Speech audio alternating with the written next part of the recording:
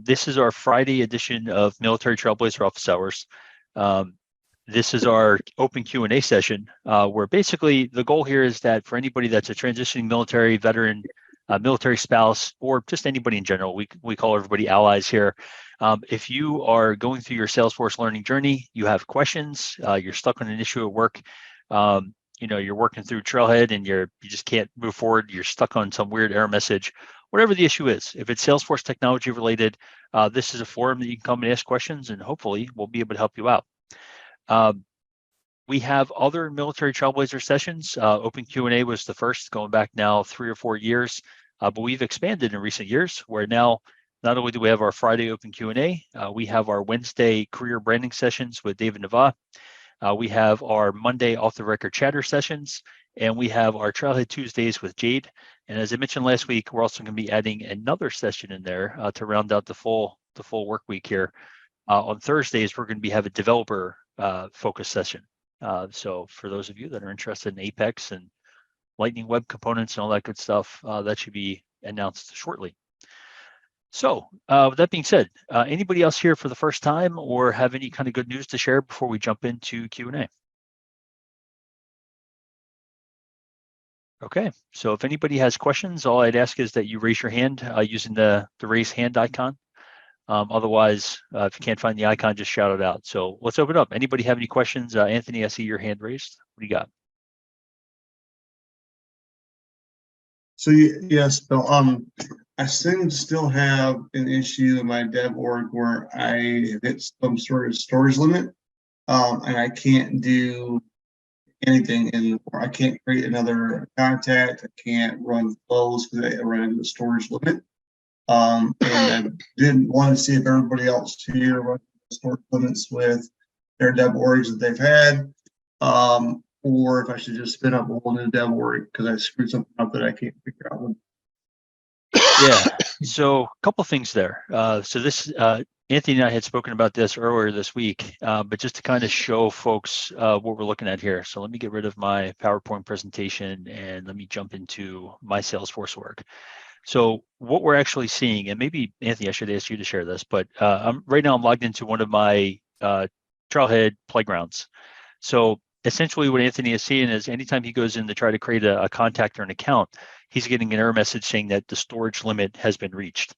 Now, if you've never seen that, or if you've never looked at the storage limits in Salesforce, what you can do, you go to the top right corner, go to that gear icon, go to setup, and from within setup, if you go to the quick find over here on the left side, you can type in storage, and that should bring up storage usage as an option. So when you click into this gives you an idea of not only your record storage limits and where you currently sit, but also like file storage and big object storage, which not most of us deal with, honestly. So what Anthony is seeing here is that his file storage is up to, I think it was like 140% when we looked at it. And most of those files are related to assets that he added to an Experience Cloud site, like pictures, JPEGs, things like that. So that one I'm not totally familiar with. If it was a data storage limit, I've definitely run into those in our like Scratch orgs and our dev orgs. And the way I typically handle that is go into developer console, query the records that we want, highlight them all and click delete, and you're usually good to go within a few minutes. But for the file storage, is anybody familiar with the file assets, specifically around Experience Cloud, that might be able to kind of speak to that, the best way to kind of delete those or clear up the storage within the dev org? Nobody super experienced with that? And I think, Anthony, you mentioned that you actually went through and tried to delete them like one at a time, and that's not really helping out, right? Right. So I tried to delete them, and because they're with an Experience Cloud already, it doesn't let me delete them because it says it's with Experience Cloud already. I might be able to go to the Experience Cloud and delete the whole Experience Cloud or deactivate it, and maybe then I can do it. But I haven't tried that part yet. Yeah. Yeah, the other thing I was thinking about after our call was, I know that you have some images in there that you might be displaying as like a small, maybe 3-inch by 3-inch square, but the actual resolution of the picture is like big, like full screen. So I almost wonder if you could modify the images, like save them in a smaller format and then re-upload them or essentially overwrite the existing image. And maybe that would help as well. So it would still keep the image on your tiles and things like that, but it might definitely shrink your storage down. I'll do a little bit of look. I know there's a lot of other people have their hands up. Let me try to actually get rid of the deactivate the site as well and see if I can then do something different. So I'll let you answer some other questions. I'll do some playing around while I am here with other people, and then I'll pop back in. Anthony, can you write the actual error message like in the box so we can all like kind of tackle it? Sure.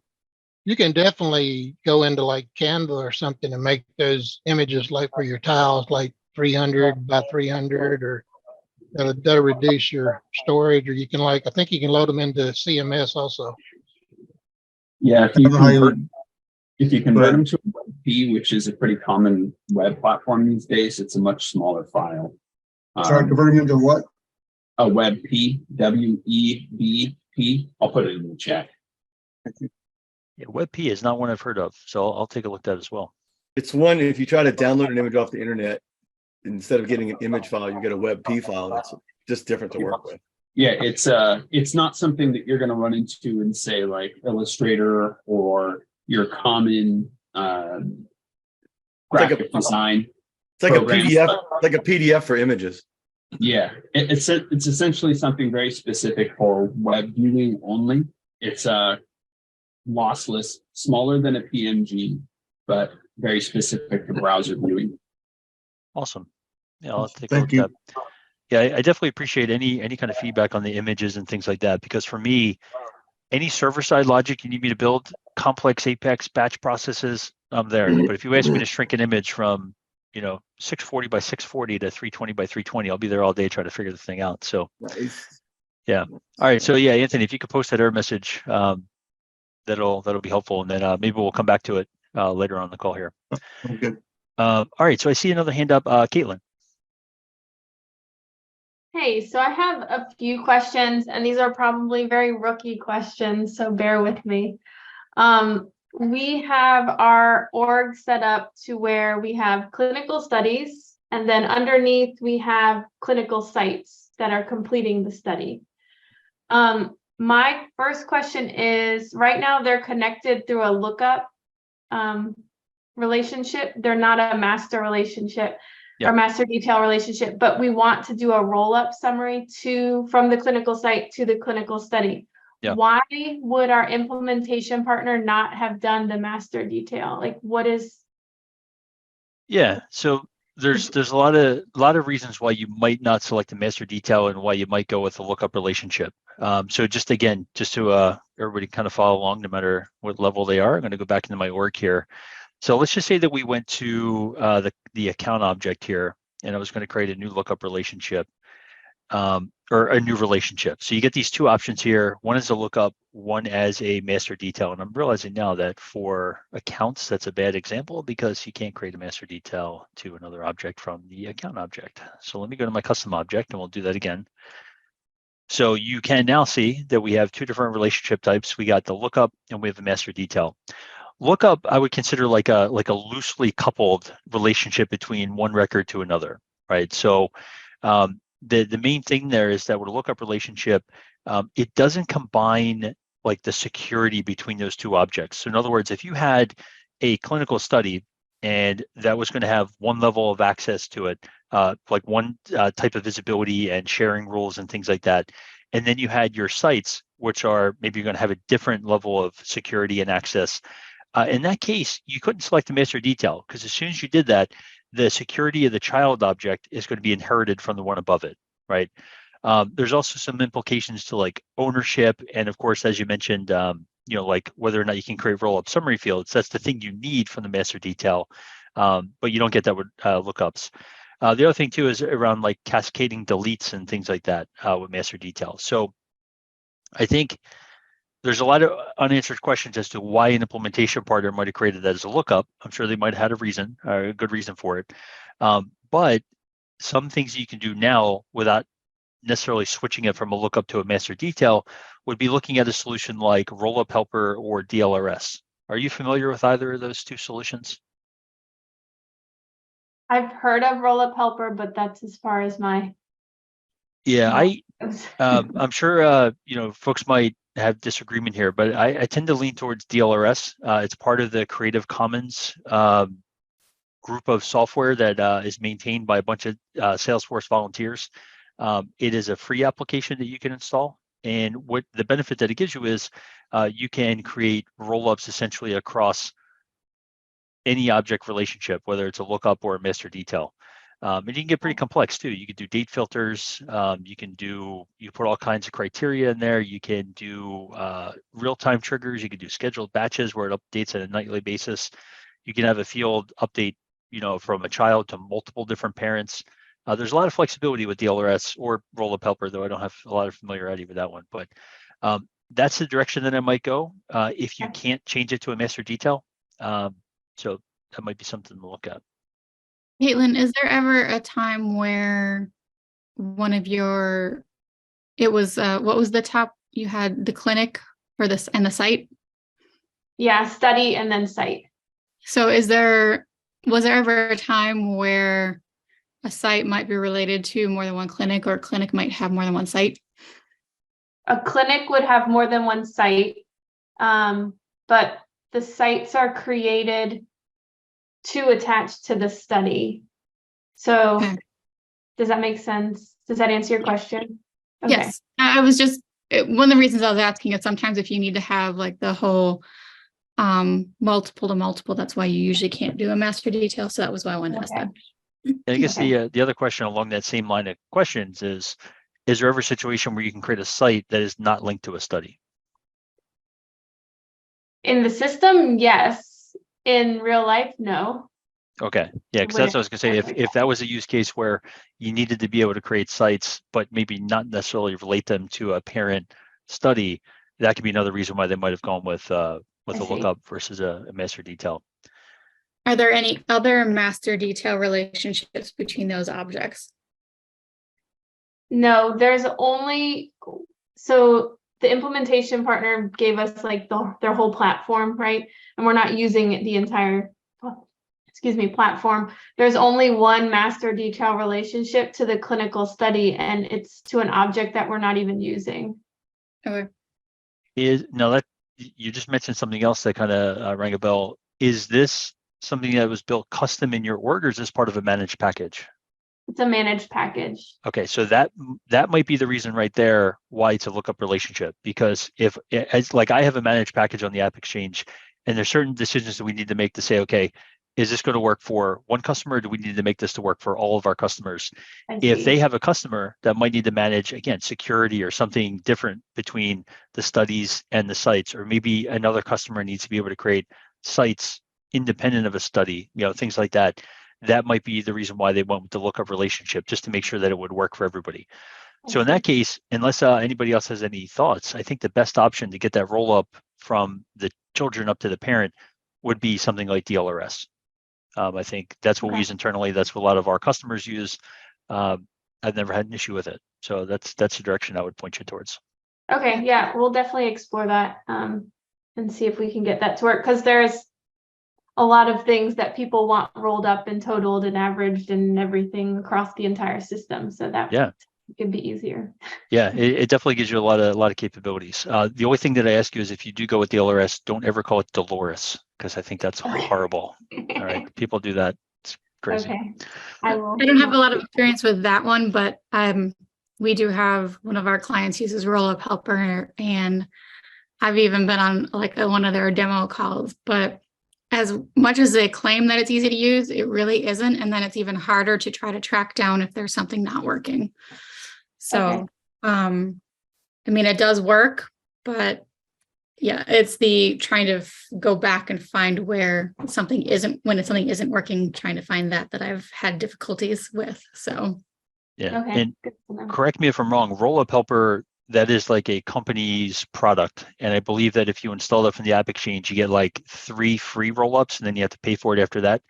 Yes. That's okay. People got to make money. But DLRS, that is a community supported tool that is free.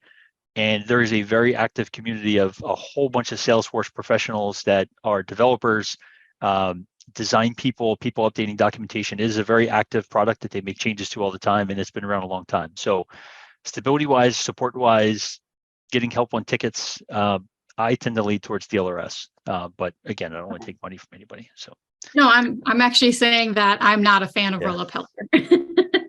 But I don't know anything about the other one to say that it is Yeah. better or worse. I'm just haven't been a fan of roll-up helper.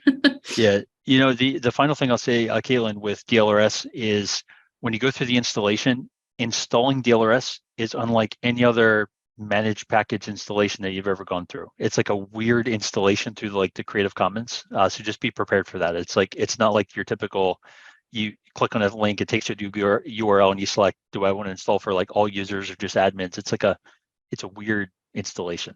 So Okay, prep appreciate the yourself. heads up. Yes. All right, cool. Any other questions on that or any other comments before we move on to our next question? Okay. All right, cool. Josh, you had a question. Yeah, mine's a two-parter. First question here is, has anyone ever tried to migrate part of their workforce from a job management system like Jira onto Salesforce? And if there's a Salesforce solution that could fit for something along those lines? And when you say solution, you're talking about like, I have a whole bunch of data that's sitting inside of Jira, a whole bunch of relationships and all that kind of stuff, and users that have access to it. And you need like a more or less a turnkey solution that could take all that and migrate it into Salesforce and maintain those relationships and access and stuff like that. In theory, sure, but just a solution that could at least mirror that, something that's not custom, right? We're right now assuming that we're going to be building everything custom from the ground up to emulate the different Jira types and different projects they have in my work. So we're trying to figure out if there's something that would work that we can replace that with that exists within the ecosystem today. Anybody have any thoughts before I give my my take on this?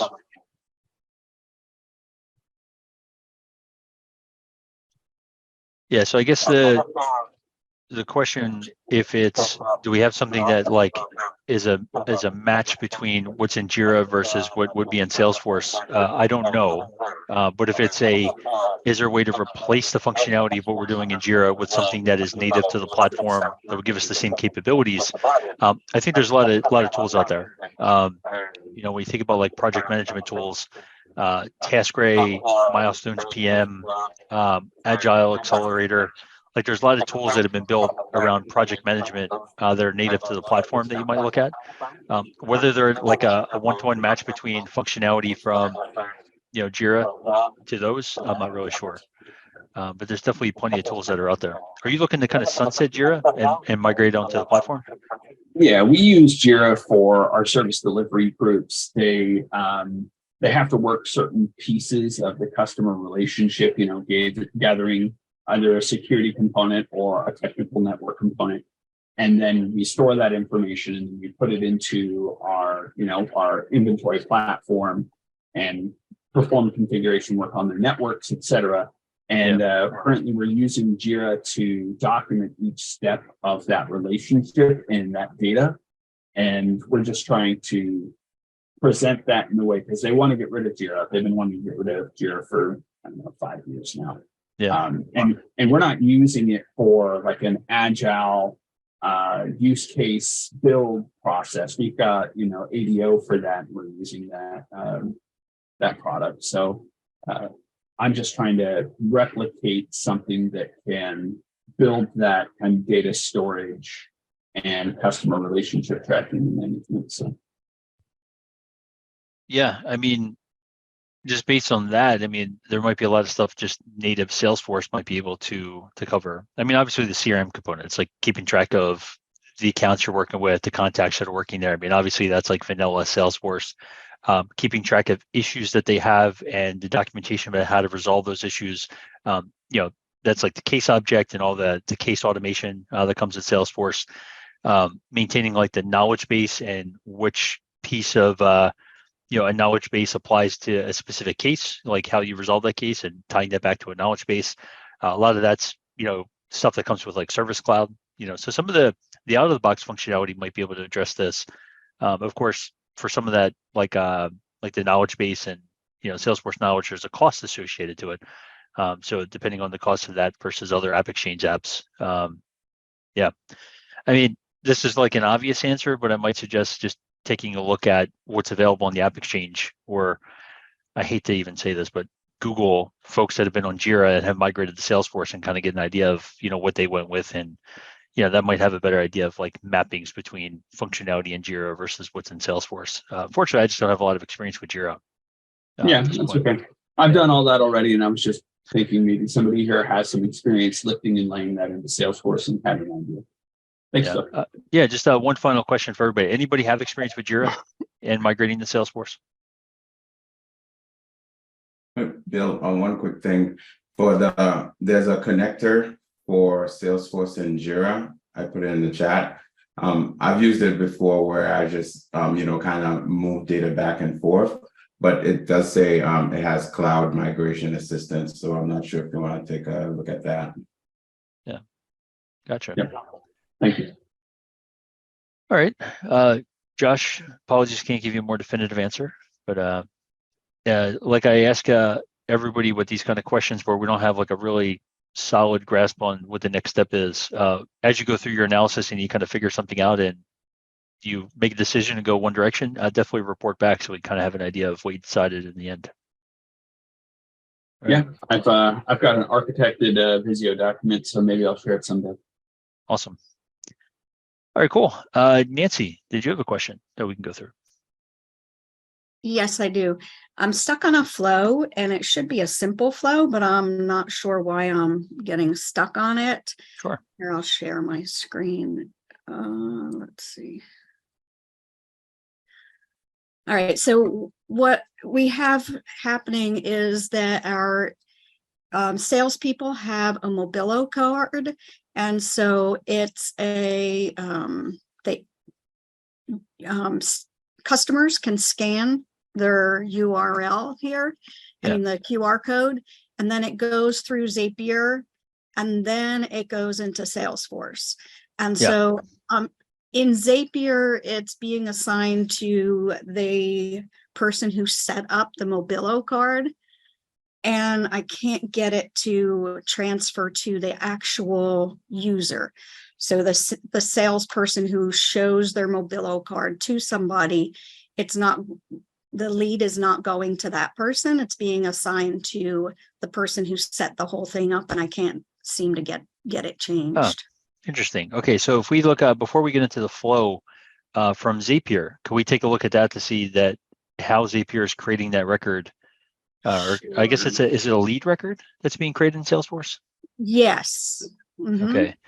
And within Mobilo, that's the first time I'm hearing this, but in Mobilo, is there a way to figure out who the salesperson is that's associated with that? Like, is there some way to tie that QR code back to a user in Salesforce? Not that I know. It's my manager who is controlling this. Is there at least a name? What's that? Like, so if I'm a salesperson and somebody scans my QR code that I've shared with them, is there a name associated with that QR code that comes into Zapier or comes into Salesforce? Email address. Email address. That user's email address. Okay, and what lead field from Zapier is that being stored in? Let's see. I'm putting it in a custom field. Okay. And so let's see. Yeah, I think it would be on the action at the bottom there. So create lead in Salesforce. Let's see. So we're moving that. I created a custom field and we're putting it all the way down here. Sorry. No worries. Okay, so Mobilo. Okay, so we're good to go here. Okay, so let's jump into our flow. So now that we have that email address of who the owner should be, essentially high level, the steps are going to be find a user that has that same email address, update the lead to be the owner that you just found. All right, so looking at this, you have a record triggered flow here. So if you click into the start block, let's just start from the beginning. This is when a lead record is created or updated. The company is equal to Mobillo lead, and the owner ID is equal to, now that part I don't know. What is that owner ID? That's just saying This it's like, is the manager, Ryan, who's being contributed. All of the leads coming in are being sent to him as the owner. okay. One thing I might suggest to you is, we don't have to do this right now, but something to consider is maybe the criteria would be if a lead is created and the Mobillo email address is not blank, those are the ones that you want to work on, right? Because that would basically mean that Yeah. any normal lead that gets created, they're not going to have that field. And I can't say Mobillo. Is that how you say it, Mobillo? They're not going to have Yes. that field populated like for standard leads. It's only going to be the ones that are coming from this Zapier integration.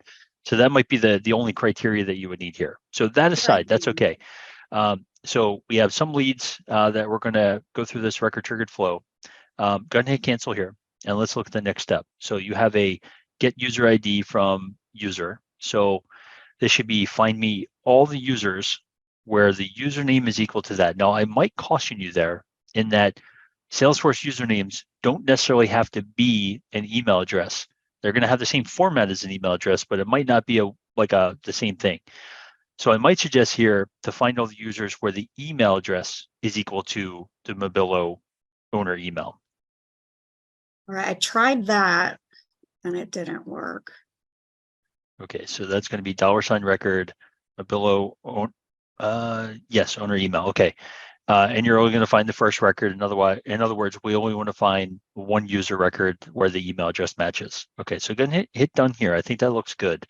Now, before we do anything else, between those two blocks there, go ahead and hit the plus sign. We're going to want to put a decision block in here to say, did we find a user with that email address? All right, so you can even just type that right in there for the label. Did we find a user with the Mobillo email address?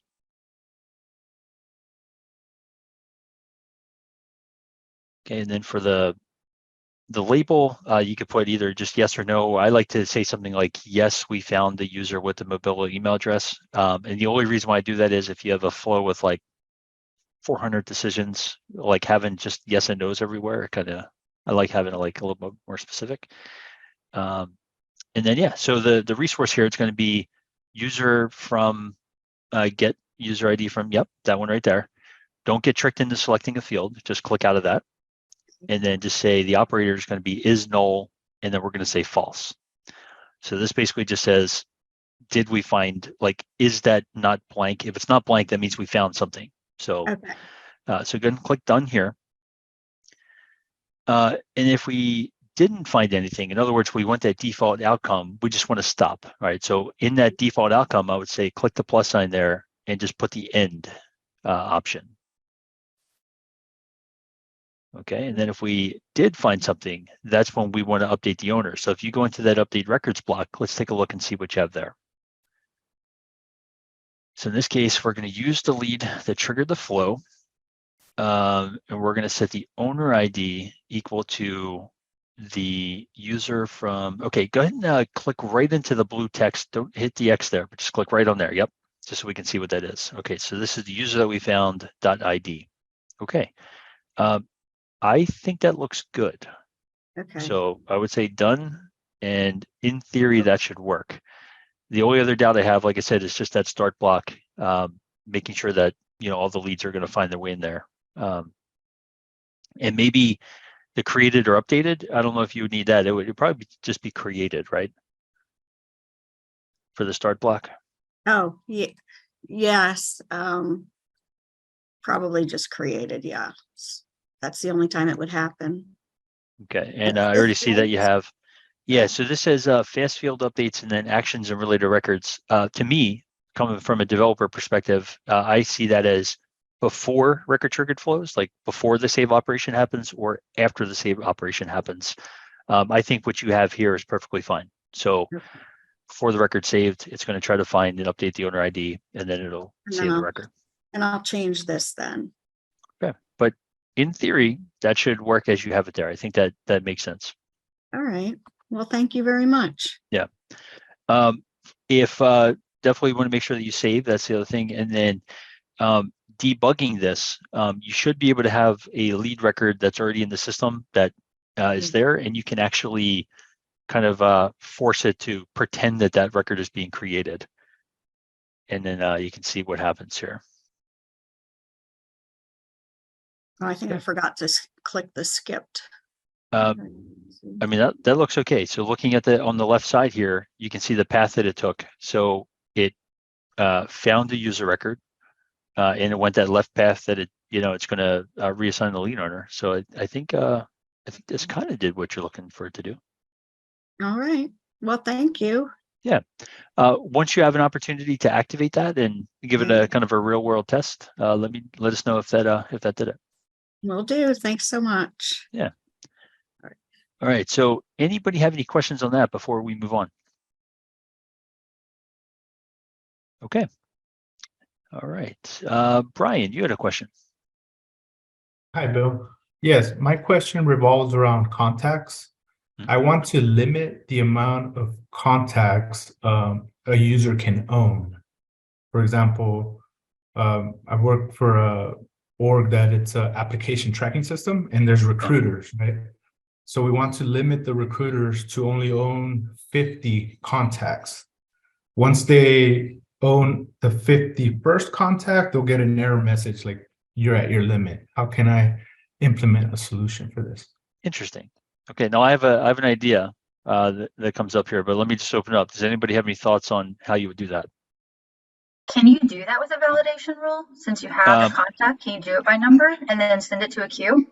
By itself, I don't think a validation rule is going to help you, because just with nothing else in place, a validation rule, you're not going to be able to query existing data to say how many records exist of this type before it would apply the validation rule. It's something that I think we would use in the solution, but not by itself. Anybody else have any thoughts on a way we can do this before I give my take?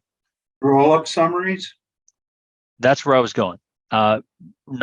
Maybe not roll-up summary fields like the native Salesforce functionality, but I'm kind of going back to like DLRS, right? So think about it. Think about this. Imagine this use case where you have the contact object, you have users that own them, and using DLRS, we create a roll-up from contacts to the user called contact count, right?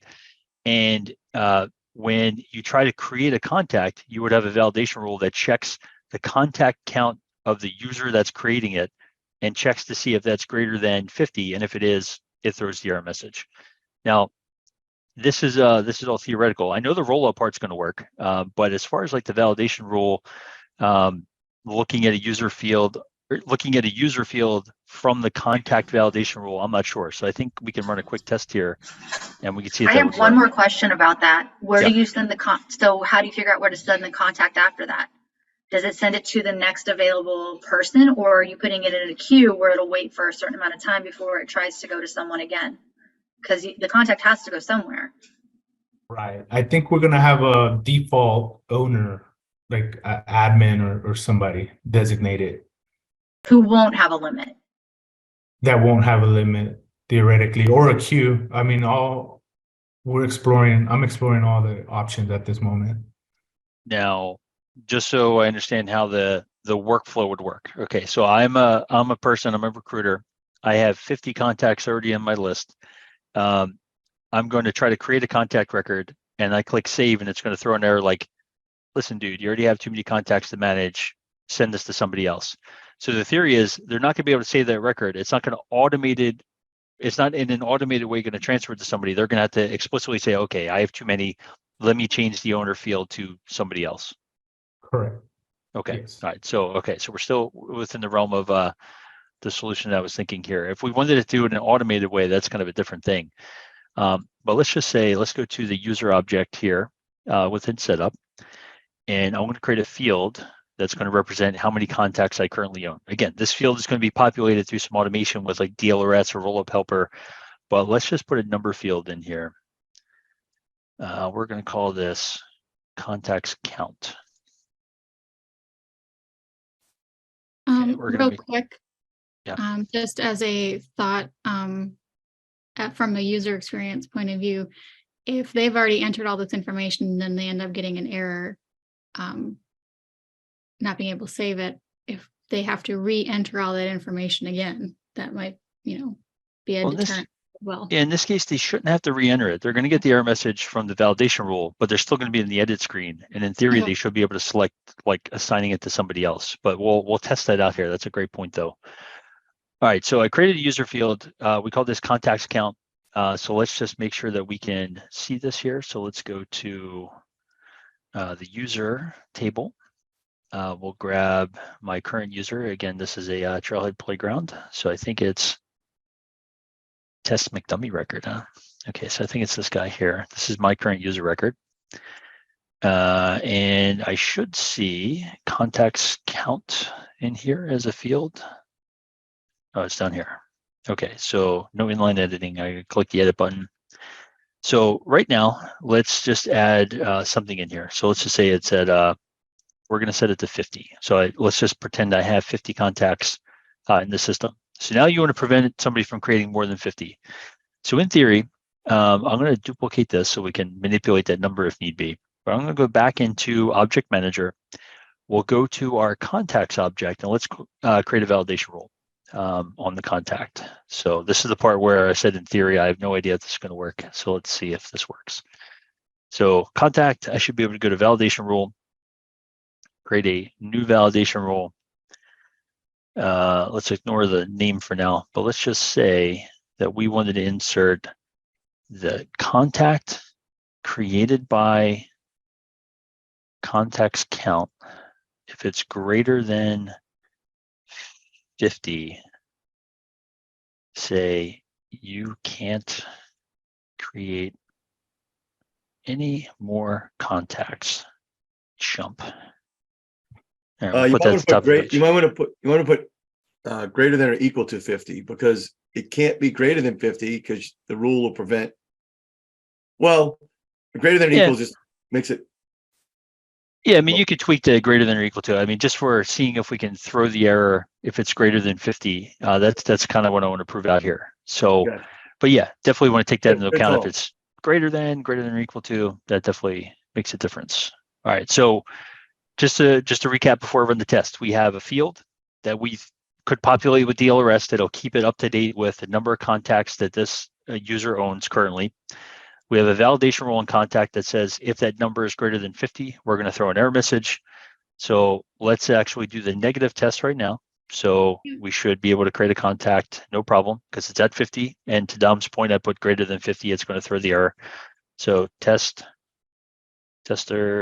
what else is required here? Nothing. Okay. So we'll save, goes through no problem. Now let's just say that we had that DLRS mechanism in place. And by creating that contact, it incremented my contact count to 51. All right, so I'm going to go here and just manually do that for now. Let's do 51. All right, so now sometime later, I'm going to go in here and I'm going to try to create a new contact. And we're going to call this one some other guy. Save. And that went through. And can anybody guess why it went through? Because there's no 50 in that contact field, is there? Count? No, I think honestly, does it have something to do with the created by? That was going to be my question. If created by is your validation rule, would it be an issue if you tried to then give somebody else the ownership of it because it's still created by you? Well, I think that's what the issue is. So I think it's actually we gotta revise this validation rule here. Now, the other thing I was going to point out too, the current running user is this $ user. So we're definitely going to take that into account as well. So I think what we actually want to do is change that. It's not created by. It's going to be the owner. So whoever you're trying to select as the owner, that's the one that we want to try to check. So let's see if we can do, so we can get owner ID. That gives us that. Now, Bill, I got to say, as a disclaimer, all of this would have been worked out on paper before you create a formula. Yeah, but in the real world, but in the real, that's what we say. I got to say that as an instructor, right? This is the way to do it. But this is really how it happens. But you can't promote that this is how it really happens. Well, I'm gonna disagree. I'm gonna disagree with that, and I'm gonna tell you why. I disagree with that because, and here, let me just see if this works, and I'll tell you why I disagree. So, okay, so there you go. So I'm trying to edit this. It's going to say you can't create more. Now, again, in that validation rule, we're going to put logic in there, like, is it a new record? Like, is it being created and the owner has more than 50? We definitely want to do that. So if you're editing your existing records, they're not impacted. So the way I would do that, let's see if we can, there should be and is new. Yep, there we go. So if we insert that in there, and then we should be able to separate those with an end. So if I do end, okay, so the owner has more than 50 contacts and this is a new record, then it's going to throw the error message. All right. Okay, so where I might disagree with that. Salesforce, at least in my mind, is a giant monster of functionality that just, I don't think anybody at this stage can know everything there is to know about Salesforce, right? So for me, I mean, I work in Salesforce all day. I have an app on the App Exchange. I'm a developer, but I still have a very small kind of segment of the platform that I am 100% familiar with. So for me, sometimes I don't necessarily write things down on paper. I don't plan it out. I don't draw video diagrams or anything like that. Sometimes I just want to say, I have no idea if this is possible. I just go into a sandbox or I go into a scratch org and I just start building the thing out, and we'll see how far we get. And if we hit a wall, then we switch directions and we try something else. But I think the right way to go is definitely writing it down on paper and planning it out. But sometimes you just don't know what you don't know. So you just want to go in there and kind of dork around and build it out. So at a minimum, you want to make sure your requirements are documented. And then the implementation side, sometimes that's trial and error.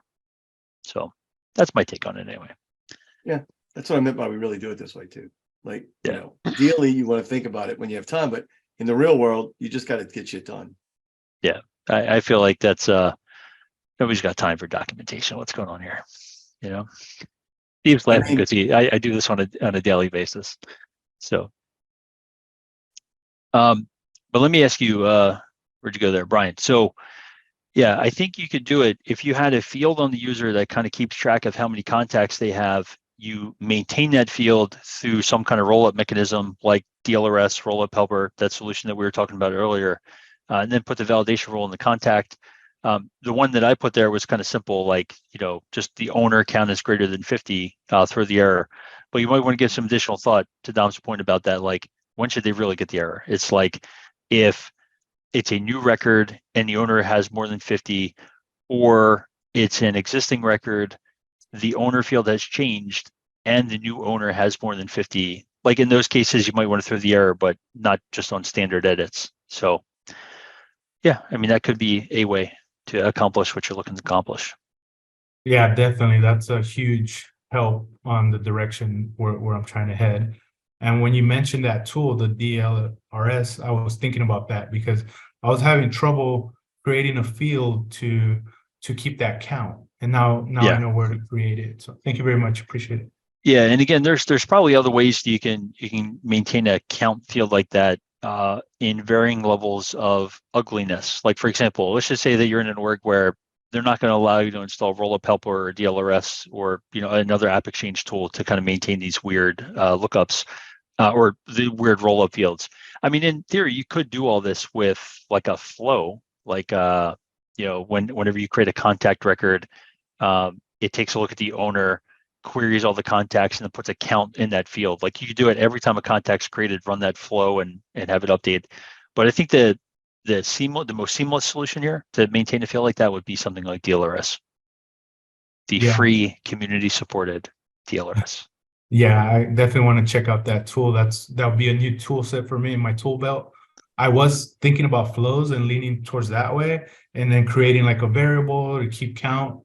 But I'll try this first and see where it goes. Yeah, and I think honestly, we're more than overdue for a call like this where we just walk through DLRS, like the actual tool set, and give some examples. It's a really awesome solution. I can't recommend it more. Wow, sounds great. Yeah. All right, Sandy, you have a hand up.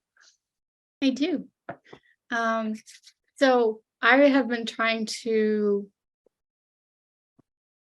come up with a solution for a flow error that we've been getting regularly. It's one of those unable to lock row, unable to obtain exclusive access issues. So we think that basically there's just way too many records that are looking at this one specific one. So we've been, but of course, in all this process of untangling and all this other stuff, I just keep uncovering more and more things that are driving me crazy.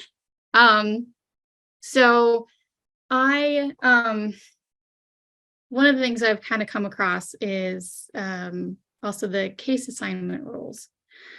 So I can't find the answer to this question, and I feel, or at least nothing recent. Everything seems to be like from 2017 or 2019 or anything like that. Case assignment rules, are they only triggered when they're new cases, or do they trigger every single time? Let me pause that question and answer your first question first, or just address that first part of your statement first. All right. So troubleshooting flows, or even in some cases, apex triggers where you're getting that row locked or that record locked error. One thing, again, I don't know if this is going to solve your exact problem, but something to think about is, let's just say you have some kind of flow that's updating, like it's triggering off of contacts, and then it's going to update some field on the parent account, right?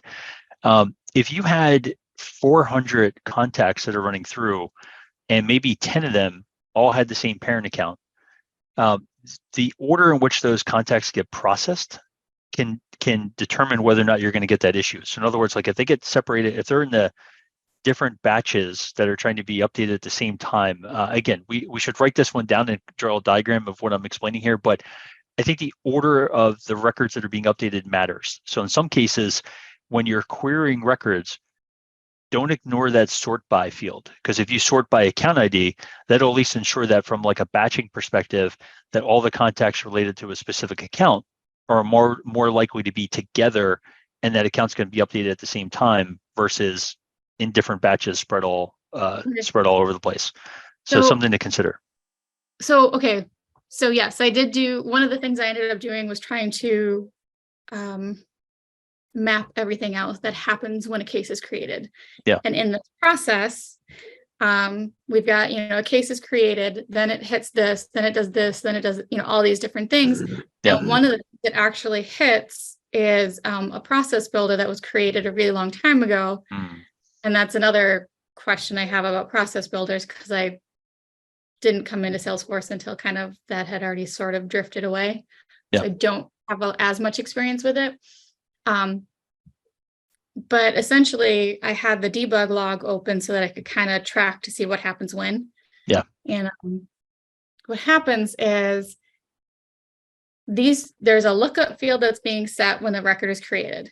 Then it hits this process builder, and in that process builder, it looks at decisions and it hits a decision and then sets that lookup field again, then hits another decision, then sets that same field again, and they're all lookup fields. And so because it's basically hitting that lookup field on the same exact record multiple times, along with other stuff going through, because it's like the one that initially prompted us to look at it is a scheduled flow. So that's why we think that, because every single record that is a case is looking at this specific record and trying to set it on there. But the fact that it doesn't, fail every single day is also kind of a weird thing. But I wonder then if from day to day, if there's different number of records that are being processed, maybe it has something to do with that, like the batch sizing and things like that. Okay. So I'm sorry. I just wanted to call that out, like that ordering piece. To your actual question, the case, you said case assignment rules, right? Yes, because there's like 26 of them, and some of them look redundant and some of them also look. So that's kind of why I was wondering. Yeah, my understanding is it's only on case creation that they get applied. Anybody super familiar with that wants to speak in more detail? It's absolutely only on case creation. Because the very first assignment rule that they have in there literally says, if it's not new, keep it to the same user. But then when I started looking stuff up, it was there's stuff saying out there that you can check a box to assign a new thing, but I can't find that box anywhere as a field on a case. And then I found another source that says it only happens in Classic, that they'll kind of assign on update automatically, that you need to uncheck something. So that's kind of where I'm getting a little lost on what the rule actually is now in 2023. Yeah, I'm trying to I'm pulling that up right now, just see if we can find that checkbox. 'Cause I know what you're referring to. I think I've seen that before. Where it's something like you could check it. It says like assign case based on active assignment rules or something like that. Yeah. Let's see. That's on the page layout. It's on the page editor page layout. I can't find it on in our org. Can you find it if you switch it to Salesforce Classic? That's what I'm looking at right now. Okay, so here you go. Let me share my screen. So I think this is the checkbox that they're referring to. So I'm in Classic, ugly old school Classic, and at the very bottom you see this like optional section, and it says assign using active assignment rules.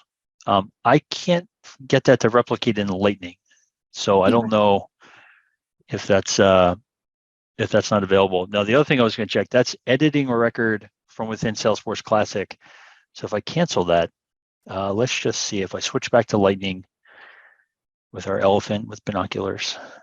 And if we go to cases, and if I were to edit an existing case here, let's see what we have here. So yeah, I don't see that anywhere in here.